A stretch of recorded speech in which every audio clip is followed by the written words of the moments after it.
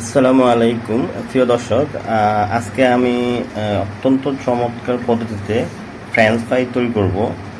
তো আজকে French fry তৈরি করার জন্য আমি প্রথমে আলুগুলো এরকম লম্বা স্লাইস করে কেটে নিলাম।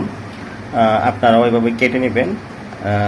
এই আলুর সাথে আমি যে উপকরণগুলো আজকে ইউজ করব সেটা হলো, এখানে আমি একটু আটা নিচ্ছি, আর লবণ, টেস্টিং সল্ট, ডিম আর একটু মরিচের গুঁড়া নিচ্ছি। হ্যাঁ, এই যে দেখুন আমি সবগুলো উপকরণ মিক্স করে নিয়েছি এখানে। হ্যাঁ, এবার আমরা কড়াইতে তেল নিয়ে ভেজে নিব মচমচা করে। আসলে আমার তেল একটু কম আছে, যার কারণে আমি একটু কম দিয়ে আজকে বাছতেছি। আপনারা একটু বেশি করে দিয়ে ডোবা তেলে বাছবেন, তাহলে জিনিসটা আরও মচমচে এবং সুস্বাদু হবে।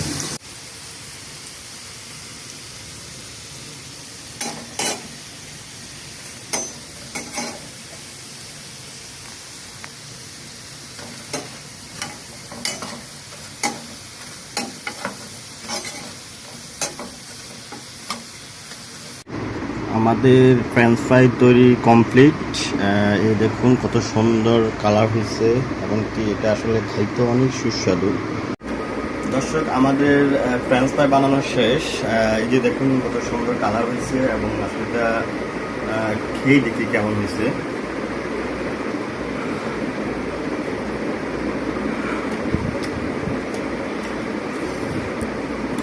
এটি আসলে অনেক অনেক অনেক অনেক স্বাদ হয়েছে, অনেক ভালো লাগছে। এটা রেস্টুরেন্টের চাইতে অনেক ভালো হয়েছে। দাও।